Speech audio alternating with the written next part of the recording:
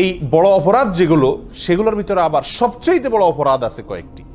আব্দুর রহমান ইবনে আবি বকরাতা রাদিয়াল্লাহু তাআলা আনহু তার বাবা থেকে বর্ণনা করেছেন, তিনি রাসূল আকরাম সাল্লাল্লাহু আলাইহি সাল্লাম থেকে হাদিস বর্ণনা করেছেন যে তিনি বলেছেন, আলা উনাব্বিউকুম বিআকবারিল কাবাইরি, তোমাদেরকে আমি সবচেয়ে বড় অপরাধ যেগুলো, মহাপাপ কবিরা গুনার ভেতরে আবার সবচেয়ে বড় কবিরা গুনাহ যেগুলো, সবচেয়ে বড় অপরাধ, সবচেয়ে জঘন্য অপরাধগুলো যেগুলো, সেগুলোর উপরে কি আমি তোমাদেরকে বলে দিব না? সেগুলো হলো তিনটি। আল ইশরাকু বিল্লাহ, এক নম্বর হলো আল্লাহর সঙ্গে শিরক করা। আল্লাহর সঙ্গে কি করা? শিরক করা।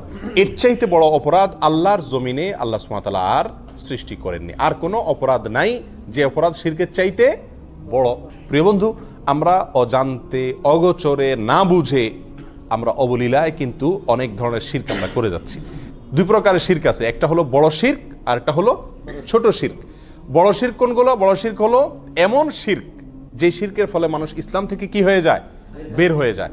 ইবাদত আল্লাহর জন্য করলো, অন্য কারোর জন্য করলো। সিজদা আল্লাহকে করলো, কোনো কবরে মাজারে গিয়েও করলো। দোয়া, এটা ইবাদত, এটা আল্লাহর কাছে করলো, আবার কোনো মাজারওয়ালার কাছে গিয়ে সেখানেও চাইলো, সেখানেও দোয়া করলো, সেখান থেকে সন্তান চাইলো, ব্যবসা উন্নতি চাইলো, রাজনীতির উন্নতি চাইলো। এই সবগুলা বড় শিরক। এর ফলে মানুষ কি থেকে খারিজ হয়? ইসলাম থেকে খারিজ হয়ে যায়, বেঈমান হয়ে যায়। এটা হলো বড় শিরক। এই বড় শিরক আল্লাহ তাআলা মাফ করেন না। আল্লাহ বলেছেন, ইন্নাল্লাহা লা ইয়াগফিরু আন ইউশরাকা বিহি ওয়া ইয়াগফিরু মা দুনা যালিকা লিমান ইয়াশা। আল্লাহ সুবহানাহু ওয়া তাআলা তওবা ছাড়া যে কোনো গুনাহ মাফ করে দিতে পারেন। বান্দা তওবা না করলেও আল্লাহ তাআলা চাইলে মাফ করে দিতে পারেন। সাধারণত মাফ করেন না, চাইলে মাফ করতে পারেন, সেটা আল্লাহ তাআলার ব্যাপার। কিন্তু আল্লাহ তাআলা নিজের জন্য নিজে এটা অবধারিত করে রেখেছেন যে তিনি তার সঙ্গে শিরক করলে, আল্লাহর সঙ্গে কেউ পার্টনার সাব্যস্ত করলে সেটাকে আল্লাহ তাআলা কি করবেন না? ক্ষমা করবেন। এটা ক্ষমার অযোগ্য অপরাধ। হ্যাঁ, যদি কেউ তওবা করে দুনিয়া থেকে মারা যায়, কোনো মাজারে, কোনো কবরে সিজদা করেছে, সেখানে গিয়ে সন্তান চাইছে, কোনো বড় ধরনের শিরক করেছে, অথবা অন্য যতভাবে বড় শিরক হতে পারে সেগুলো করেছে, পরে আল্লাহর কাছে আবার ক্ষমা চাইছে, সেটা ভিন্ন কথা। তওবা করে যদি ফিরে আসে, সেটা আল্লাহ তাআলা অবশ্যই কি করবেন? মাফ করবেন।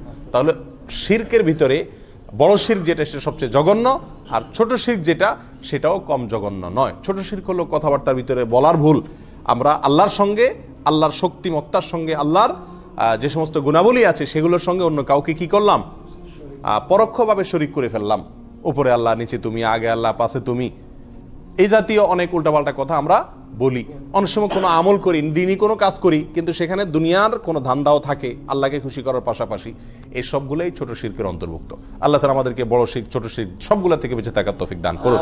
শিরক থেকে বেঁচে থাকার জন্য সবচেয়ে বড় এবং প্রধান উপায় হলো শিরক সম্পর্কে জ্ঞান অর্জন করা। তাওহীদ এবং শিরকের জ্ঞান যদি আমার মধ্যে থাকে, তাহলে ইনশাআল্লাহ আমি শিরক থেকে কি করতে পারবো? বেঁচে থাকতে পারবো। আমরা অজান্তে, না জেনে শিরক করে ফেলছি, যার কারণে আমার ঈমান থেকে আমি কি হয়ে যাচ্ছি? খারিজ হয়ে যাচ্ছি। তাহলে সবচেয়ে বড় অপরাধের ভিতরে এক নম্বর অপরাধ হলো আল ইশরাকু বিল্লাহ, আল্লাহর সঙ্গে কি করা?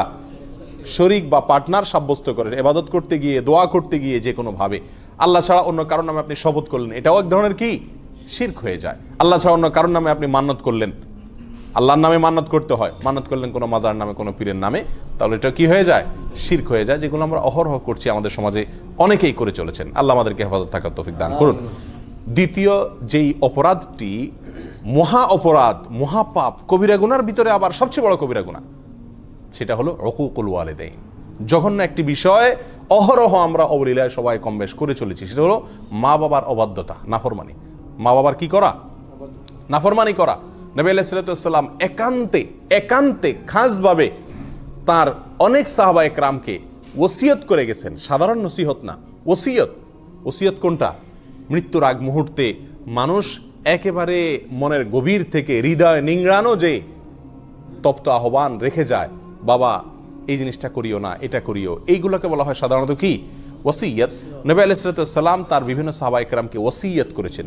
ওসিয়ত শব্দ ব্যবহার করেছেন সাহাবা একরাম, যে আমাদেরকে রাসূল ওসিয়ত করেছেন মা বাবার নাফরমানি যেন আমরা না করি। যত বড় নির্দেশই করুক না কেন, মানতে আমার যতই কষ্ট হোক, মা বাবার নির্দেশ যেন আমরা লঙ্ঘন না করি। মনে যতই না বুঝুক, মনের সঙ্গে যুদ্ধ করে হলেও মা বাবার নির্দেশকে সবকিছুর উপরে দিয়ে রাখতে হবে। প্রিয় ভাইরা, কোরআনেও আল্লাহ সুবহানাহু ওয়া তাআলা আল্লাহর সঙ্গে, আল্লাহর ইবাদত করতে হবে, আর কারোর সঙ্গে কি করা যাবে না? শিরক করা যাবে না।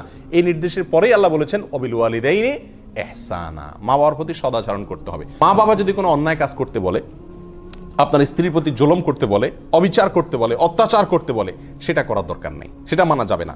আল্লাহর নির্দেশের বিরুদ্ধে যদি কিছু করতে বলেন, দায় রাখতে নিষেধ করেন, নামাজ পড়তে নিষেধ করেন, তাহলে সেগুলো মানা যাবে না। বাকি এছাড়া যত সাধারণ নির্দেশ আছে মা বাবার, সেগুলোকে সব কিছুর উপরে অগ্রাধিকার দিয়ে মানতে হবে।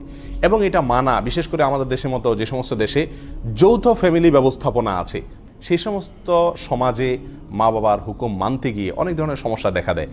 তারা যদি অযৌক্তিক কোনো নির্দেশ করেন যেটা আপনার সাধ্যের বাহিরে, তো সেটা আপনার জন্য মানা জরুরি না, কিন্তু তাদের সাথে ব্যবহার খারাপ করা যাবে না। নিজের স্ত্রীকে বলে রাখতে হবে, বা যাদের কারণে মা বাবার হুকুম মানতে কষ্ট হয় তাদেরকে বলতে হবে, দেখো এই জায়গায় আমি দুর্বল, আমার কিচ্ছু করার নাই, এখানে তোমাকে সবর করতে হবে। এককালে তুমিও বুড়া হবা, তোমার সন্তানদের কাছেও তোমার নির্দেশ অযৌক্তিক মনে হবে।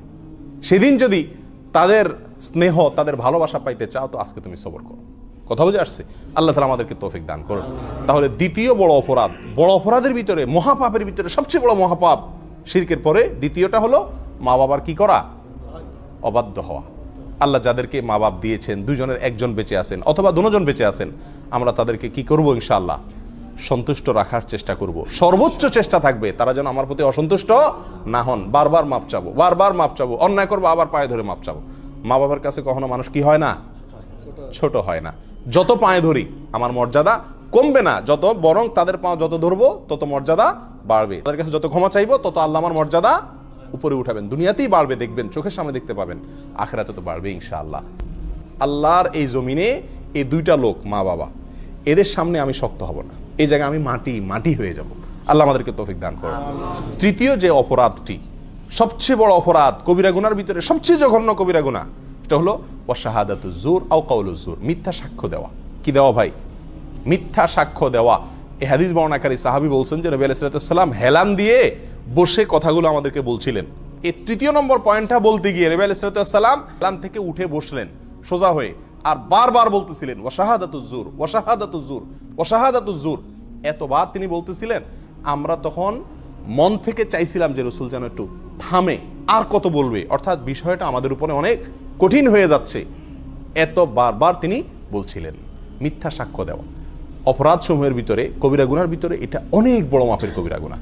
এখন আপনারা কেউ বলবেন যে মিথ্যা সাক্ষ্য দেওয়া এটা তো আমাদের জীবনে খুব, এই পরিস্থিতির সম্মুখীন আমরা খুব কম হই। সাক্ষী দেওয়া এটা তো আদালতে হয় সাধারণত, আদালতে অনেকে আছে আমরা জীবনে একবারও যাই না, বেশিরভাগ লোক যাই নেই। তাহলে মিথ্যা সাক্ষ্য দেওয়ার এই বিষয়টা থেকে তো আলহামদুলিল্লাহ আমরা মুক্ত না ভাই। বহু ক্ষেত্রে আমরা মিথ্যা সাক্ষ্য দিয়ে থাকি নিজের অজান্তে, আমরা জানি না যে এটা মিথ্যা সাক্ষ্য হয়ে যায়। যেমন আপনাকে কেউ জিজ্ঞাসা করলো, ভাই লোকটা কেমন, হয়তো সে তাকে চাকরিতে নিবে বা তার সাথে কোনো লেনদেন করবে, আপনার সঙ্গে হয়তো তার দোস্তি আছে, আপনি বলে দিলেন না তার মতো মানুষ হয় না, অথচ লোকটা সুবিধার না। অথবা আপনার সঙ্গে তার শত্রুতা আছে, লোকটা কিন্তু ভালো, আপনি বলে দিলেন না সে কি মানুষ নাকি, মানুষের জাত না। এটা কি দিলেন আপনি? মিথ্যা সাক্ষী দিলেন। কথা বোঝাতে পারছি? আমাদের দেশে, গ্রাম দেশে জিনিসগুলো বেশি হয়, শহরেও কম বেশ হয়। বিয়ে শাদী উপলক্ষে হয়তো কেউ মেয়ে দেখতে আসছে দূর থেকে কোনো গ্রামে, অথবা ছেলে দেখতে আসছে, তো জিজ্ঞাসা করলো আপনাকে যে মেয়েটা কেমন ভাই, ছেলেটা কেমন ভাই। তো আপনার সাথে সম্পর্ক যদি ভালো থাকে, তত ব্যাড রেকর্ডই থাকুক তাদের, আপনি বলে দেন কি, আরে ভাই এ তো হাজারে একটা, মাশাআল্লাহ।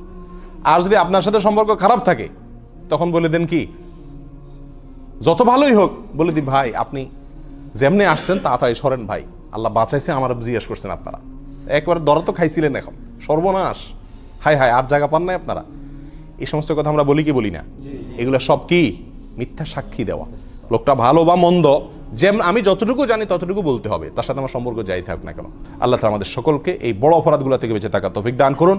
বিশেষ করে এই হাদিস থেকে আমরা যে তিনটি অপরাধের কথা জানলাম, শিরক করা, মা বাবার অবাধ্যতা এবং মিথ্যা সাক্ষ্য দেওয়া, এগুলো থেকে হাজার হাজার মাইল দূরে থাকার তৌফিক দান করুন। জাযাকুমুল্লাহ ওয়া আখিরু দাওয়ানা আলহামদুলিল্লাহি রাব্বিল আলামিন।